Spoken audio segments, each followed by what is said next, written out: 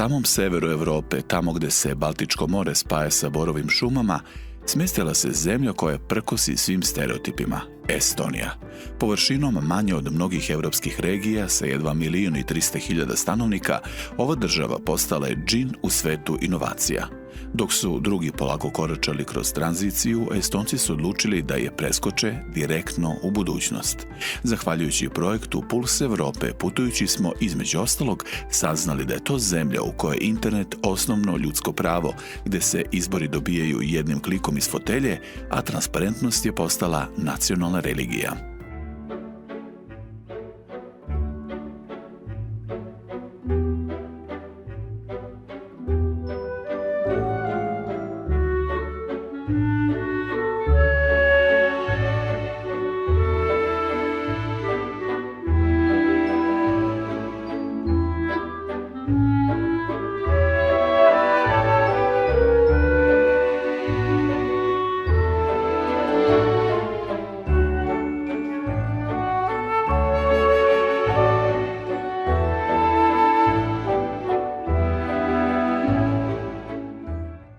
Ovaj itekako lep turistički grad ima šta da ponudi. Međutim, kogod dođe u Talin, obavezno se raspita gde je Stari grad. I to je upravo ovo mesto gde se mi sada nalazimo. Međutim, prava pikanterija za ljubitelje lokalne istorije i kulture jeste i apoteka. Inače, kažu, najstarija apoteka u Evropi koja, verovali ili ne, u kontinuitetu radi duže od 600 godina. Nezvanično, ovo je i najstarija apoteka na svetu.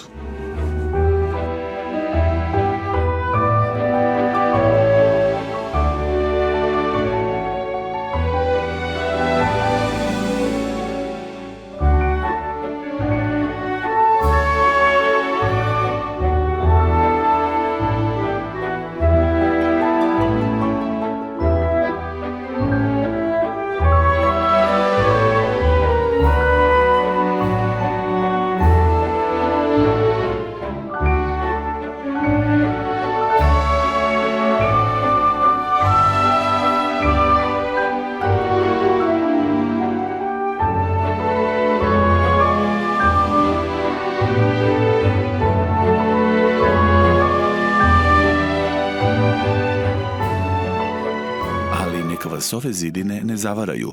Estonija je danas najmodernije digitalno društvo na svetu. Kako je jedna mala nacija bez prirodnih bogatstava uspela da preskoči decenije razvoja i postane uzor celoj Evropi? Put Estonije ka vrhu nije bio slučajan. Bio je to iznuđen potez nacije koja je nakon sticanja nezavisnosti imala malo resursa, ali mnogo vizije. Mislim da je razlog jednostavno to što smo jedna od najmanjih nacija na svetu koja ima potpuno funkcionalnu državu. Imamo sopstvenu vojsku, nudimo visoko obrazovanje na estonskom jeziku. Za tako malu naciju to predstavlja veliko opterećenje kada treba održavati potpuno funkcionalnu državnu upravu. Zato smo, da bismo bili efikasni i pružali kvalitetne usluge, morali da se digitalizujemo. To je bio glavni podsticaj. Nedostatak resursa. Bili smo siromašni, bez značajnih prirodnih bogatstava. Bilo je sasvim logično da je digitalizacija neophodna kako bismo postali efikasniji. Srećom, imali smo političare i privatni sektor koji su došli do istog zaključka i radili zajedno. Digitalizacija je bila projekat celog društva, ne samo vlade, već saradnje između privatnog sektora i države. Mislim da je to bio ključni motiv iza digitalizacije. Na poslednjim parlamentarnim izborima koje smo imali 2023. godine, 51% glasova je dat putem interneta.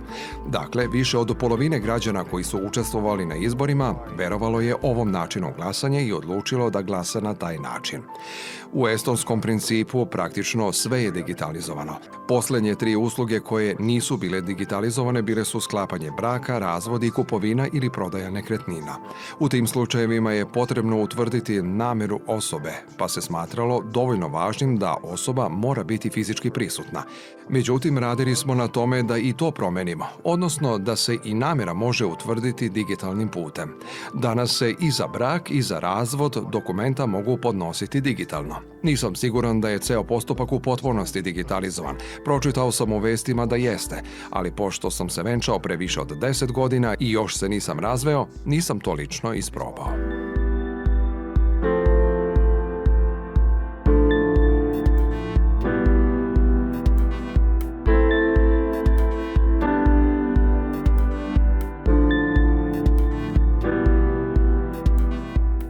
Today, Estonia has reached the point of digitalizing 100% of the services. Danas je Estonija dostigla nivo gde je 100% usluga digitalizovano, tako da sada možemo govoriti o automatizaciji usluga gde država dolazi do vas i nudi usluge umesto da vi morate da ih pokrećete. A kako ubediti ljude da zaista koriste te usluge? To jednostavno zahteva vreme. Potpuno je normalno da je za neke stvari potrebno i do 5 godina da zažive. Ali ako se ti sistemi urade dovoljno kvalitetno i ako su zaista korisni za građane, ljudi će ih vremenom prihvatiti. Danas vidimo da se oko 97% javnih usluga koristi u digitalnom obliku umesto u papirnom. Mislim da je još jedan važan faktor uspeha uključivanje drugih. Ti vizionari nisu delovali sami, već su uključivali akademsku zajednicu, lokalne preduzetnike i stručnjake i zajedno sa njima razvijali rešenja. To je takođe deo uspeha Estonije. Svako doprinosi svojim delom što ubrzava ceo proces. Digitalizacija u Estoniji nije samo pitanje komfora, već i poverenja. Tamo gde je svaki klik zapisan, korupcija teško pronalazi zaklon. Corruption is which kind of criminality you cannot see. Korupcija je vrsta kriminala koju obično ne možete videti. Veoma je teško opisati koje smo tačno vrste korupcije imali. Možda je na nivou običnih ljudi to bilo podmićivanje, policajaca, lekara i slično, naročito ako gledamo sovjetski period. Međutim, tokom poslednje 3 decenije izgradili smo mnoge sisteme koji su veoma javni i transparentni. Danas praktično više nije moguće nekoga podmititi ili koristiti koruptivne prakse koje narušavaju poverenje javnosti, jer je za nas poverenje najvažnije. Bitno je kako ljudi doživljavaju rad javnih službenika, zvaničnika i institucija i da činimo sve da to poverenje održimo na visokom nivou. Ne mogu da kažem da nemamo nikakvih problema sa korupcijom. I dalje se javljaju određeni problemi na nivou lokalnih samouprava kao i u oblasti javnih nabavki. Takođe, regulacija lobiranja nije na zadovoljavajućem nivou, ali nastavljamo da radimo na tome da održimo visoko poverenje i veoma visok nivo transparentnosti. Kada je reč o transparentnosti, postoje i dodatni elementi koji su veoma važni za borbu protiv korupcije. To su jasan pravni sistem i zakonodavni okvir, kao i jasno definisan institucionalni sistem ljudi koji se bave korupcijom. Kao članica Evropske unije, Estonija zaista ima priliku da direktno utiče i na politiku Evropske unije. Na primer, Estonija je bila pravi uzor kada je reč o digitalizaciji i digitalnim rešenjima. Recimo, roaming, koji je ove godine proširen i na Ukrajinu i Moldaviju, jedna je od naših inicijativa. Takođe znam da je Evropska komisija već započela pregovore sa Zapadnim Balkanom, uključujući i Srbiju, kako bi se roaming proširio i na taj region. Dakle, proširenje je svakako korisno za obe strane, i za Evropsku uniju i za zemlju koja pristupa. Iz sopstvenog iskustva vidimo da je Estonija imala veliku korist, ali je istovremeno mnogo toga i dala Evropskoj uniji. Mi smo za stolom, učestvujemo u procesu donošenja odluka. Bili smo pravi primer kada je reč o digitalizaciji kao i o podršci Ukrajini. Mislim da je digitalizacija veoma pozitivno uticala na smanjenje korupcije, jer smo koristili tehnologiju za borbu protiv korupcije. U digitalnom svetu sve što radite se beleži. Ti zapisi se zatim mogu koristiti za objavljivanje svih procedura i aktivnosti. Upravo to smo uradili u Estoniji. Ugradili smo transparentnost i odgovornost u naš digitalni sistem uprave. Dakle, ako je sve dostupno i vidljivo online, ono šta vlada radi, to znatno smanjuje mogućnost zloupotreba u državnim aktivnostima. Nekada u sovjetskom periodu podmićivanje je bilo deo svakodnevice. Danas je to praktično nemoguće. Poverenje građana u institucije kažu njihov najveći kapital. U želji da detaljnije istražimo tu priču, put nas vodi do novinske agencije Delfi Estonija.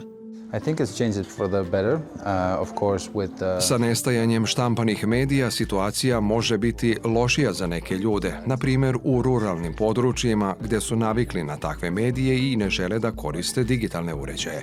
Ali za redakcije digitalizacija zaista olakšava posao, čini vas fleksibilnijim. Više niste vezani za starije, rigidnije formate. Možete objavljivati kada god želite i planirati vesti na način koji je prikladniji i korisniji za korisnike. Imamo veoma razvijen digitalni ekosistem koji obuhvata gotovo sve, što pomaže u praćenju tokova novca i slično. Uopšteno govoreći, rekao bih da za Estonce korupcija nije među 3 glavna problema koja ih najviše brinu.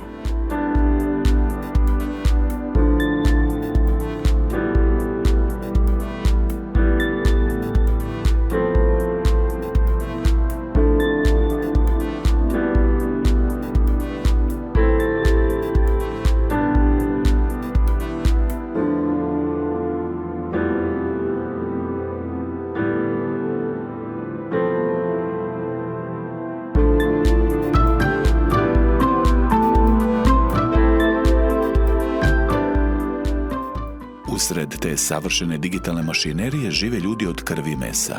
Među njima je i jedna naša sugrađanka koja je topli mentalitet zamenila estonskim mirom. U Estoniji krckamo 10. godinu. Znači, posljednju estonsku godinu, ja se nadam, malo ćemo posle ići da se grejemo. A priča kao i svaka druga. Počnete sa jednim mesecom, idem da probam, pa onda se vratite, pa onda još godinu dana, pa se onda to produži na 10 godina. Ja radim online od kuće, znači radim. Imam tu mogućnost da radim ili da ne radim. Radim kad mi se radi. Odgovara mi sve. Čim sam se pomirila sa pravilima zemlje u kojoj živim, znači sve mi odgovara. Sve funkcioniše, sve štima. A šta mi se ne sviđa? Vetar mi se ne sviđa. Sviđa mi se tišina, ovde ne galami niko, svi su tihi, čak se ni na ulici ne dovikuju, a vetar se dovikuje sam sa sobom. Talin je, recimo, napravljen, po mom mišljenju, ovom 10-godišnjem, na promaji.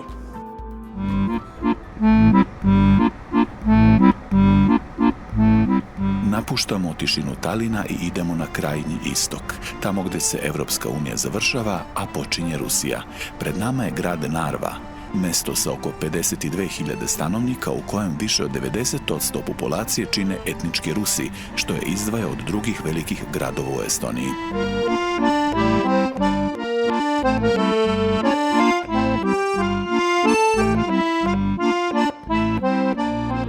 Evo nas na jednom od najinteresantnijih mesta na svetu. Zašto? Sa jedne strane Estonija, sa druge Rusija. Narva ili Ivangorod deli i samo reka Narva. Nekada je ovde prolazilo čak i do 12.000 građana, međutim sada je situacija potpuno drugčija. Teretni saobraćaj je zatvoren, a nekada ovde prolazilo čak i 150 kamiona dnevno, a danas svega prodefilo oko 1.500 ljudi. Nekada je ovo bila žila kucavica kojom je prolazilo hiljade ljudi. Danas, zbog geopolitičkih potresa, ovaj prelaz izgleda potpuno drugačije. Trenutno je granični prelaz u Narvi otvoren 16 sati dnevno, što znači da je zatvoren tokom noći. Otvoren je od 7 ujutru do 23 časa uveče. Inače, tokom cele godine moguće je preći granicu u Narvi. Dakle, glavna prepreka je to što prelazak nije moguć noću. U toku jednog dana imamo oko 1.500 ljudi. A poređenja radi, pre pandemije u jednom uobičajenom danu u Narvi bilo je oko 12.000 prelazaka granice. Dakle, sada 1.500, ranije 12.000. Granični prelaz u Narvi je trenutno otvoren samo za pešake, jer je 1. februara 2024. ruska strana zatvorila prelaz za saobraćaj zbog početka radova na renoviranju svog graničnog prelaza. Tako da trenutno samo pešaci mogu prelaziti granicu u Narvi. U Estoniji je policija i granična straža jedina institucija zadužena za kontrolu granice, što u praksi znači policija. Ali Narva ne želi da bude samo poligon ili granični prelaz. Narva se razvija iz različitih perspektiva, kulturne, jezičke, ali i ekonomske. Naravno, suočavamo se sa brojnim izazovima, posebno u vezi sa ekonomskom situacijom koja pogađa sve, pa tako i Narvu i druge delove Evrope. Istovremeno, ljudi u Narvi nastoje da ostanu povezani i da zajedno budu snažni uprkos svim tim izazovima. Mogu da kažem da smo u poslednjih nekoliko godina napravili korake jedni ka drugima, da smo danas mnogo povezaniji i međusobno otvoreni. Također želimo da naglasimo da Narva ima jasan stav i razumevanje onoga što se dešava u svetu, posebno u vezi sa ratom u Ukrajini. Razumemo da je svaki rat loša stvar i da treba učiniti sve što je moguće da se on okonča. Mlađe generacije koje imaju više iskustva putovanja širom sveta imaju i otvorenije stavove. Međutim, od početka velikog rata u Ukrajini situacija se znatno poboljšala. Ljudi se bolje razumeju, više razgovaraju jedni sa drugima i ne plaše se da postavljaju teška pitanja. Ovaj grad koristi svoju specifičnu arhitekturu da privuče svet na sasvim drugačiji način. Mislim da smo u različitim periodima imali različite jedinstvene prednosti za kompanije. Pre rata u Ukrajini region je bio zanimljiv, na primjer, za kompanije iz Rusije koje su prodavale robu u Evropskoj uniji. Tada je bilo važno imati oznaku proizvedeno u Evropskoj uniji. Također, zapadne kompanije su ulagale ovde jer su poslovale sa Rusijom. Rat je naravno promenio tu situaciju. Nakon toga jedna od naših glavnih prednosti postala su sredstva iz Fonda za pravednu tranziciju, jer kompanije prilikom investiranja uvek procenjuju prednosti i mane, a investiciona podrška je veoma važna. Treća stvar je da kompanije traže lokacije koje odgovaraju njihovim potrebama. Na primjer, fabrika magneta je investirala ovde jer se u regionu nalazi postrojenje za preradu retkih metala. Industrijska tradicija je ovde stalno prisutna, zbog čega imamo ljude koji žele da rade u industriji i spremni su za to. Na širem nivou u Estoniji sve je počelo sa filmom Tenet, koji je delimično sniman u Talinu. Nakon toga su veće filmske produkcije otkrile Estoniju. Lokacijski skauti u filmskoj industriji stalno traže zanimljiva mesta, a u našem regionu imamo specifičnu, mogu reći sovjetsku arhitekturu koja je i dalje očuvana. Nismo još imali vremena da u potpunosti obnovimo sve gradove, što je filmskim stvaraocima veoma interesantno. Za naš region možda je najznačajnija serija The Agency, koja je delimično snimana ovde upravo zbog arhitekture i pejzaža koje imamo. Da bismo napravili sledeći korak, trenutno smo u fazi ulaganja u filmski kampus. Za filmsku industriju je uvek jeftinije i brže snimati u posebno prilagođenim uslovima, jer je kretanje velike filmske ekipe skupo. Razvoj infrastrukture će omogućiti jeftiniju i efikasniju produkciju. Fond za pravednu tranziciju Evropske unije uspostavljen je kako bi podržao one regione u Evropskoj uniji u kojima je prelazak na zelenu ekonomiju najizazovniji. U Estoniji istočni deo zemlje je upravo jedan od takvih regiona. Estonija je iz ovog fonda dobila više od 300 miliona evra, odnosno oko 354 miliona. Od toga je 14 miliona evra uloženo u uspostavljanje ove fabrike retkih magneta u Narvi. Ta fabrika predstavlja zaista stratešku investiciju za istočni deo Estonije, ali je veoma važna i za celu Evropu, jer se ovde proizvode magneti koji su potrebni, na primer, za električne automobile ili vetroturbine. Na taj način se smanjuju zavisnost i povećava nezavisnost u proizvodnji ovih ključnih komponenti, odnosno kritičnih magneta. Za zemlju koja deli granicu sa Rusijom, bezbednost nije tema iz udžbenika, već uslov opstanka, od cyber prostora do klasične odbrane. 2007, Estonia was attacked by Russia. Godine 2007. Estonija je bila izložena napadu iz Rusije. Naše državne institucije, ali i neki mediji i banke bili su meta, tako da je to bio veoma ozbiljan i obiman napad.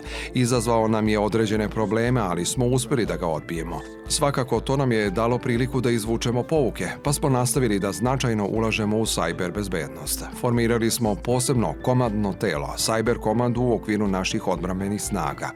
Naša dobrovoljna odbrambena organizacija, Odbrambena liga, ima i posebnu jedinicu za cyber odbranu. Uključujemo i privatni i javni sektor, kao i volontere, i mislim da je to ključ za efikasnu zaštitu nacionalnog cyber prostora. Također smo uspjeli da u Talinu uspostavimo NATO centar izvrsnosti za cyber odbranu, koja okuplja najistaknutije stručnjake iz NATO-a i partnerskih zemalja. Ovaj centar je pod okriljem Ministarstva odbrane i nastojimo da bude što praktičnije orijentisan, jer je to danas ključno. Kao što kažemo u Estoniji, nikada nema previše ljubavi, niti previše bezbednosti. Zato nastavljamo da radimo i na jednom i na drugom. Najbolji način za borbu protiv dezinformacija i stranih manipulacija informacijama jeste izgradnja otpornosti unutar sopstvenog društva. Ne treba samo reagovati na informacione napade, već delovati proaktivno i uspostaviti sopstvene nacionalne narative. Rekao bih da je Estonija u tome bila prilično uspešna. Svi ovi digitalni uspesi, filmski setovi i mirne ulice zavise od jedne reči koja je u Talinu danas najvažnija – bezbednost. Odgovore na pitanje kuda Estonija ide i kakvu ulogu u tome igra međunarodna zajednica potražili smo na adresi gde se kreira spoljna politika ove baltičke zemlje. Egzistencijalno pitanje Estonije je naravno bezbednost, jer živimo u susedstvu gde je Rusija veoma agresivna. Zato značajno ulažemo u odbranu, ali smo također doneli odluku da više nikada ne budemo sami. NATO i Evropska unija su naše najvažnije organizacije. Naravno, važan je i ekonomski razvoj. Vidimo da naši građani nisu zadovoljni zbog rasta cena. Prošli smo kroz ekonomsku krizu, a privredni rast je tek nešto iznad nule. To je je nešto na čemu naša nova vlada intenzivno radi, jer ljudi žele bolji život u budućnosti. Istovremeno, zadovoljni smo našim putem digitalizacije koji nam omogućava saradnju sa različitim vladama širom sveta. Također je ključno kako će se završiti ruska agresija na Ukrajinu. Zato vidimo da većina Estonaca podržava Ukrajinu, ali i da smatra da Ukrajina u budućnosti mora da bude deo Evrope kako bi se obezbedio dugoročni mir u našem regionu.